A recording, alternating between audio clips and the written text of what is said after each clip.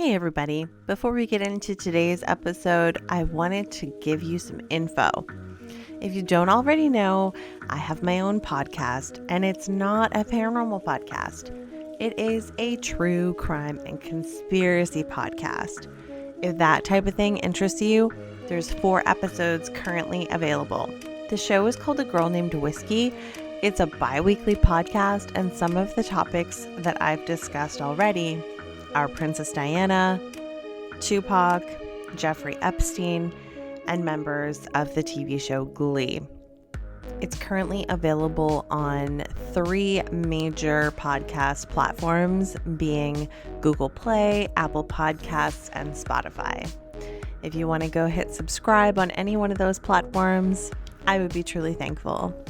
Thanks in advance, and now on with the show.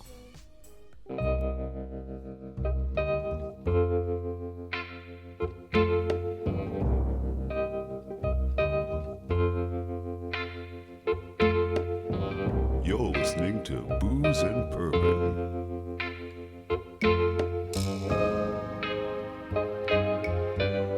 Welcome to Booze and Bourbon, a podcast where we talk about all things paranormal, and bourbon too. Now, here are your 2 ghostess hostesses with the mostest, Kim and Jen.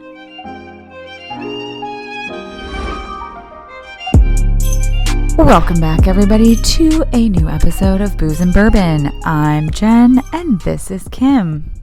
Hey, Jen, how are you today? Oh, dandy. How are you? I'm good. It's nice to talk to you again. Yes. I spent like the whole last week with you, so I'm going through a bit of missing my Jenny T. Sleeping withdrawal, since we ended up sleeping side by side again. I know. So, for anyone who isn't aware, Jen and I were investigating last week, and we had some crazy things happen, and we all got scared. And thanks, Jen. It's totally your fault why we all got scared. Sorry. Yeah, you're so weird. You are so weird now. Anyway, 2 of the 3 nights, Jen and I slept in the same bed. And on the 3rd night, she fell asleep with all the lights on, and everyone was in my room. I think it was like 6:30 in the morning. And I saw her stirring, and I didn't want to take advantage of her leaving the bed and me not having someone to sleep in the bed with me. So I kicked everyone out, and I was like, Jen is stirring. It's time for me to go to bed. And then I think Holly said goodnight to you, and you looked at your phone, and I was like, oh shit, she's going to realize it's 6:30. And now she's probably still going to get up and go to her room, but you didn't. I didn't. Thank you. No problem. Yeah, I was really thrown off by that. I was like, wait, did she just say goodnight? And I'm like, what time is it? I'm like, oh my God, it's morning. Why are we saying goodnight right now? Oh, just dear. One of those nights. Yeah. Mm-hmm. Yeah. Anyway, it's been a really great week, and we've officially wrapped Haunted Season 6, and I can't really believe it. I feel like now we're really going to have some withdrawal here. Yeah, me too. Until Haunted Season 7 starts filming, and we're all back together. Right. But I mean, it was a very good season. I feel like everyone's going to very much enjoy it. Me too. We had a lot of crazy things happen. Yeah. So, since we're really talking about haunted, and we're able to talk now about season 5 because this episode has officially aired. We're going to talk about what we experienced when we first came on Haunted, and what actually ended up on the show was different from what we had experienced, but that's okay. Yeah. Totally okay. Just the way the storyline goes. But I thought it would just be good to talk about all of the hair-raising experiences that, Jen, you had. Mm-hmm. Well, I don't even know where to begin with that one. Mm-mm. And then the realizations that I had when we were filming this, and what's safe to say is that this theater that's tucked away in Glace Bay, Nova Scotia is definitely haunted. Mm-hmm. And since we're talking about that theater in particular, I thought it would be a good idea to cover another haunted theater. So I think it's just a given that old theaters are haunted. What do you think? Well, I mean, based on my experience, I would say that one definitely was. And I'm sure there's many others like it. So yes. Yeah. So we're going to get into that, guys, because it's a really great story. And for the bourbon of choice today, we have 1792 bottled in bond, and I kind of forgot how good this one was, The bottle is about half empty and it's just been sitting on the bottom shelf. And I asked Ryan, I'm like, what should I have for bourbon today? And he's like, $17.92. And I'm like, oh yeah, we have 3 different ones to choose from. So I don't believe we've actually done bottled in bond before. So I'm just going to do a little cork pop. Wow, I'm glad I can speak. Okay, so what can I tell you about this one? Well, it is bottled in bond, therefore it is 100 proof, and it has a really nice kind of lighter honey-ish tone, which is interesting because when you smell it, you don't smell honey. You smell a lot of like really bright caramel, maybe even like some apple, some kind of, crispness. But then when you sip it, you taste honey. At least I do. I love it. And you know what's even better is that I actually have a little sample of this. So I get to enjoy it with you. That's amazing. Just enough for a sample. Well, that's amazing. So cheers to you, Jen. Cheers to you. It doesn't have like a chewiness to it, but it does have a really good mouthfeel. It doesn't burn or like make the insides of your cheeks overly tingly or make them numb, but it's definitely sippable, and that's probably what makes it scary, is that it's 100 proof and it's very easy to sip on. Yes. What did we call that? Easy sipper? We had an actual name though. I'm trying to remember. You created a really cool name one day for like an easy sipper. I can't remember what it was, but I wish I could remember what it was. We'll just call it Easy Sipper for today. Or sippable nippable. Good one. Jen, are you ready to play one of our favorite little games? Absolutely. Okay, let's play Would You Rather. Jen, would you rather go to a haunted theater, be there all by yourself, and have something grab you from behind when you're in the chair? Or would you like to sit there and watch a ghost float from one side of the stage to the other and not witness you at all? Definitely going to go with Floaty McGee. Don't really like getting grabbed from behind. No Grabby McGrabberson. No, definitely not. Okay. All right, that's fair. Okay. Would you rather be watching one of the, I'm going to say, what's a good choice of, we'll just say any horror movie that, really bothers you. You're watching one in Empire Theaters by yourself. Ooh. During COVID right now, because you would be by yourself because they're not open. But you're watching one of those and the power goes out halfway through and you have to find your way out. Or, oh God, would you like to spend another evening in the Savoy with just me, you, and one of our castmates? Oh, okay. So if I'm at the Savoy and I'm not alone, I'm totally going to go for that because I feel like we just scratched the surface there. I feel like it's really haunted. Mm-hmm. And if the question was for me to go there by myself, I would say no. Because I wouldn't be able to handle it by myself. But since there's myself and another one of our team, then we're good. We're good. Right. Good choice. Good choice. Yeah. And I think we have new equipment since we went to the Savoy as well. So we could test out all that new equipment. That's true. It's exciting. Let's go. Okay, guys. We're just going to take a little break. We'll be right back.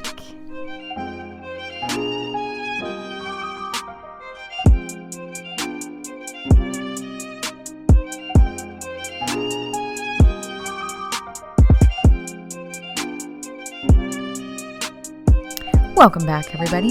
So, first, we're going to take you on a little trip to a small and sleepy town in the northern part of Nova Scotia called Glace Bay. Population about 19,000. It was in its prime during the coal mining days and had one of 2 theaters in all of Cape Breton Island. Today, the Savoy Theatre is the only theatre in Cape Breton remaining and has quite the storied past. Established in 1927, the Savoy Theatre opened as a live performance venue. Acts of every kind played at the Savoy until the mid-50s, when Famous Players Theatre turned into a movie house. By the early 1970s, the Savoy had fallen into a state of despair. The town of Glace Bay refurbished the theatre, and in May of 1976, the Savoy reopened its doors as Cape Breton's entertainment showplace. It somehow managed to survive through a couple of fires, with the last one being in 1991. Really, the whole place had to be built again. It was closed for 2 years. But back in 1972, the building had been purchased by the town of Glace Bay, undergoing many renovations to bring it back to all of its original 1920s glory. It was closed for 2 years then as well. A grand reopening after the renovations proved to be one of the biggest events the town of Glace Bay had ever seen. Local star Ann Terry reported live from the red carpet, talking about who was who, what they were wearing, and who was driving what. Like I said, it was quite the event. We have heard our fair share of ghost stories with this place. Everything ranging from a man sitting in the audience to strange noises, strange feelings around the orchestra pit, and on the stage. A ghost of a little girl who sadly apparently fell to her death in the theater, and the ghost of an old lady in the ladies' washroom close to the ticket booth. So back in June of 2020, we had the opportunity of investigating this place with our Haunted TV series team. Oh, yes, we did. And this was our very first investigation, and we were definitely newbies, but we did understand the concept of most of the equipment. We had used a spirit box or a ghost box, whatever you want to call it. We've used it before, and we've used an audio recorder before and a K2 meter. And thankfully, Dylan made us videos on how to use the other equipment. So we started by using a ghost box in one of our first segments. And twice in the ladies' bathroom, we kept getting the name Anne in a lady's voice come through, which was kind of weird. And meanwhile, Holly was down in the dressing rooms and she was backstage and she was doing this weird mirror gazing thing.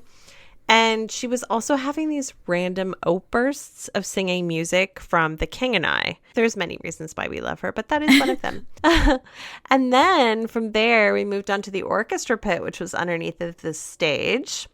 I don't know if I can describe this any more perfectly other than it's so creepy because you've got no light. It's just complete darkness. And there's really weird acoustics down there. And how else would you describe it, Jen? Gross. Just gross. Straight up gross. It's just a very heavy feeling in there. We'll say heavy. Yeah, that is a good descriptor. So we set up a camera and we brought a ghost box with us. And I plugged the headphones into the ghost box so I couldn't hear anything that Jen was saying. And I was blindfolded. So I was doing the Estes method. So when this happens, Jen would ask a question. The ghost box would spit out words. And that probably didn't mean much to me. But when I'd spit them out, they would mean a lot to her because I would be answering her questions unknowingly, which was so freaking creepy. And it was freaking us out a lot. And I kept getting, and you did too, Jen, we kept getting like classical music and like bagpipes and stuff coming through. I mean, a ghost box does sweep radio stations, so that isn't too far-fetched, but it was just such an ominous feeling to hear that. I didn't like it. So then Paul, who's our director and producer of season 5, he gets in the orchestra pit with Dylan and he starts calling out demons. I was like, what the hell? Is this a thing? Like, is this the way that this season is going to go? Because I'm not comfortable with this. And I think he was joking, but still I was kind of like, oh my God, what are you doing? You need to stop that. So then our brave little Jen goes in there all by herself after Paul and Dylan are done. And I have to say this again. She bravely set up a laser grid light by herself. And it looks like a little cat toy LED pen, and then you twist it and you set it up on a little stand and it creates a grid of green LED lights against a wall. So if you're not familiar with that, the object of it is just to be able to clearly see something if it walks in between you and the green light. So Jen, I'm going to let you take the story from here. Great. Well, being that it was, my first time, I was feeling rather brave, as you said. So I thought, why not? I'll go by myself. As I said, the feeling was very heavy in there. And it's very, like if you were claustrophobic, you probably wouldn't like it too much because it is a little like short in there. Fine for me because I'm not that tall. But so the green LED light, placed it on the table there beside me. I had a camera facing me, and I don't think that there was a camera facing the LED light now that I remember, which was kind of the problem, because then, of course, what happened is I'm, acting all cool and asking if there's somebody there with me, asking some questions, just feeling out the space. And as I'm looking around beside me, behind me, I come back to look forward again, which would be towards the wall that the light is on. And there is a very large shadow of a person. I could tell it was a person because I could see the head and the shoulders and whatnot blocking the light. Would have been a good time to be wearing Depends or something, because I probably did pee a little bit. But then, of course, I panic, and instead of describing to the viewers what's happening, I said, "Oh, you must want to talk to Noah," who was one of our lovely cast members. And I ran out. Noah. And Noah was just standing there like, "What? Why does it want to talk to me?" Well, it doesn't want to talk to me, or at least I don't want to talk to it. So you're up. It's your turn. So that was my first experience with a shadow person. And I can say it was not enjoyable. It was very tough. It wasn't your first experience, but I think it was your first one where it was so vividly clear, and it was just the two of you. It was you and the shadow person. Yeah, hanging out and in a very small space, and the light was only a foot away from me. So really that meant that whatever this was only within 5 feet in front of me. So I'm like, cool. This is closer than I wanted. It's my time to leave now. Oh my God. So, as everybody who's listening can probably imagine, Jen and I decided that was going to be the first moment where we shared beds for being ghost hunters. And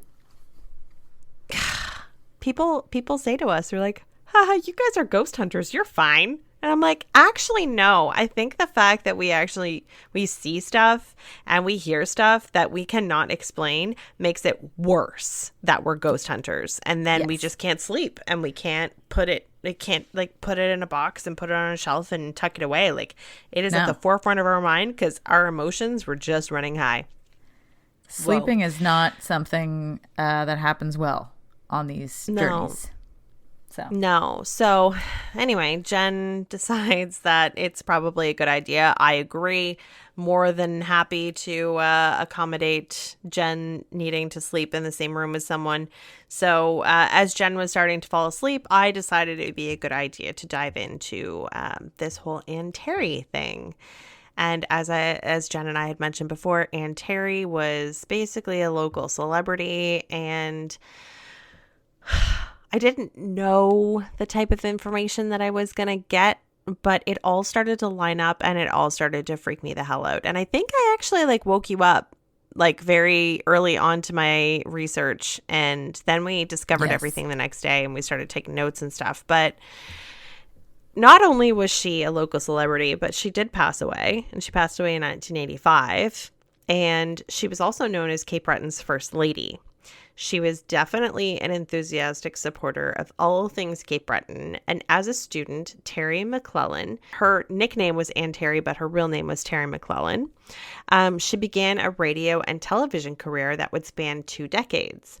And it would allow Cape Bretoners to become familiar with the personality behind the words. She was the hostess of the Rotary Club shows, and she really did enjoy her time at the Savoy Theatre. She would often comment on how the theater was the finest east of Montreal, and she really did have an affection for the place.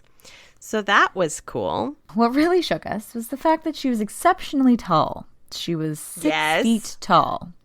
And what was your shadow person's height? Around 6 feet tall.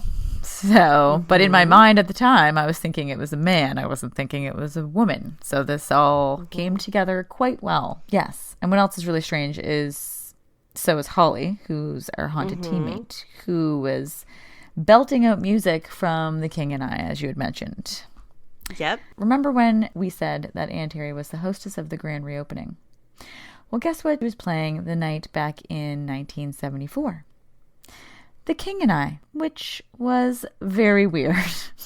Oh my God, it was so weird. Yes, the place is likely haunted by a few ghosts.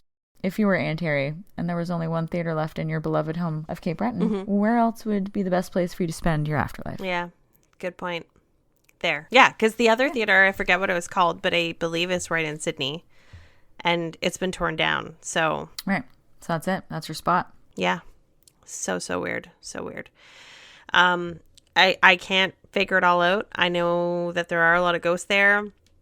We definitely felt it. It's a very nice, like, newish looking place. I know there was a lot of weird things that, like, Holly had also experienced, which was on the show. And the door closed on her when she was, like, up in the upper balcony. And we tried to figure out how the door could have, like, closed and locked because we had it wedged open with, like, a door jamb. Yeah. Do you remember that? That was really weird. Yes.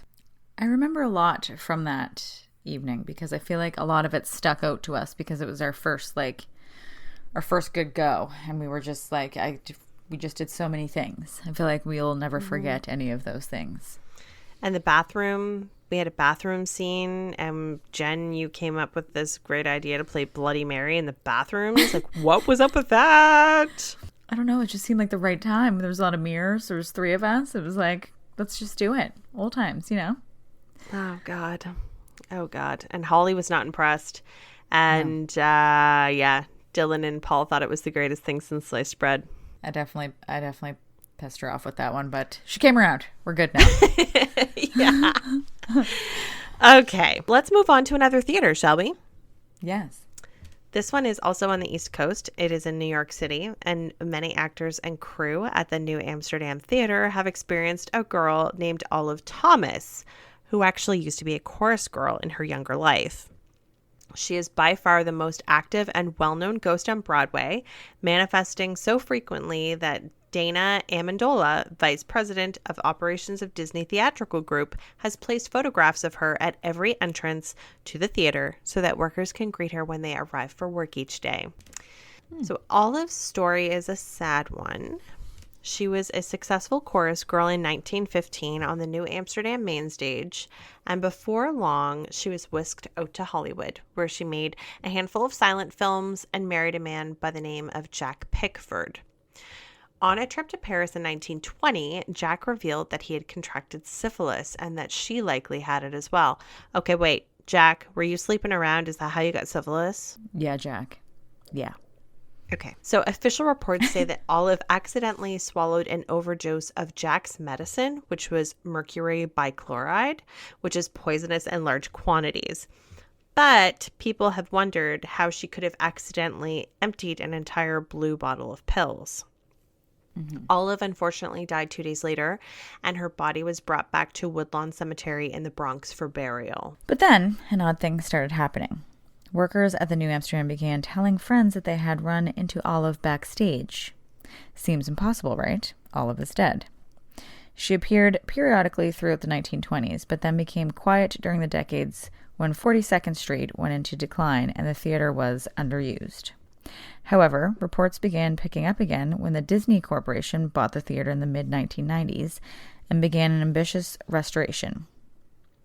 Construction workers began reporting that their off-limits work area was being invaded by a woman carrying a blue bottle. The reports continued after the theater reopened with King David and the Lion King in 1997 and have continued since. Amendola became not exactly a believer, but certainly less of a skeptic when he was touring the New Amsterdam Roof Theater in the mid-2000s, when it was being converted to office space. As he passed below the stage, he suddenly and distinctly heard the sound of tap dancing on the boards above him. Climbing quickly to stage level, he found he was alone. Technically, her landlord, Amendola, has become a keeper of the Olive Thomas flame. Among other things, he clocks reports of her appearances. Early reports of Olive's appearances described a young woman wearing a sash and carrying a bottle of pills who would sometimes speak. Strangely, people in various eras who didn't know one another would imitate her voice in exactly the same way. In the early Disney era, Amendola said a night watchman at the theater resigned on the spot after reportedly witnessing a woman cross the stage and disappear through a solid wall. Olive often appears in the trap beneath what was once the stage of the New Amsterdam Roof Theater, the space where Amendola heard the mysterious tap dancing. The space is now used for storage, but employees report seeing a woman there, or sometimes a disembodied part of feet climbing a staircase. Ew. I don't like the fact that she's seen carrying a bottle of pills. No, that's a bit much. But it seems that that's been reported multiple times. I don't like that. No, that's very dark. But, I mean, I guess if that's the way she went, then maybe that's the last thing she was doing. I'm not sure. Okay. So during previews of Aladdin, Amendola said a female replacement conductor who had worked on Mary Poppins and knew about Olive was getting ready in a dressing room. Reading from an email from the conductor, Amendola said she spoke out loud to Olive and said, "Well, Olive, I'm back again, and I'm a little nervous. I just wanted to introduce myself again and ask if you could please give me some good luck." And just then, according to the conductor's email, 4 of the round dressing room bulbs flickered on and off for a few seconds and then stopped. The bulbs were all new, having just been replaced for the new show. It was like a wink that she was signaling that she was fine with the idea. Thomas may have made another appearance in the middle of the crowded New Amsterdam orchestra section. Oh God, here we go with the orchestra pits again. Shortly after the opening of Aladdin in 2014, an audience member came up to one of the ushers during a performance and asked if she could have a booster seat for her child. We don't like to interrupt a show, so we waited until the intermission and came in with a booster.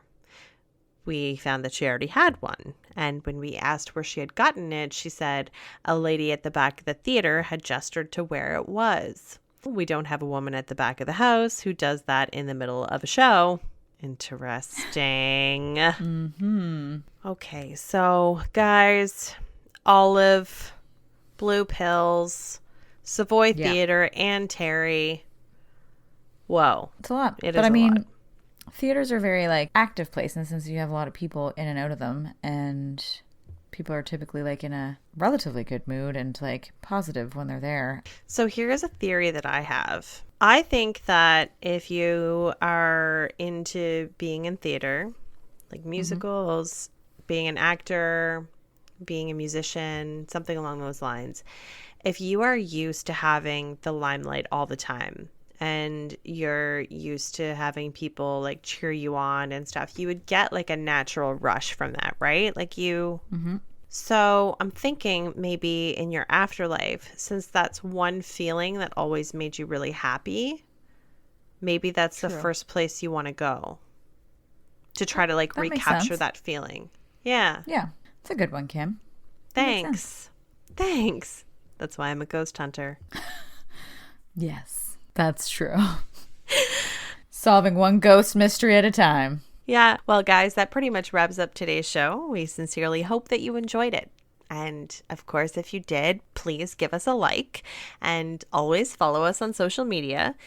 But one thing I'm going to ask of you is if you could rate and review our podcast on Apple Podcasts. It definitely goes a long way. And without you buying any merch or anything, the best way of support is through telling your friends and family and word of mouth. So if you can do that, we would forever be grateful. Right, Jen? Very much so. Yeah. Thank you. Thank you. Thank Thank you. you. Thank you.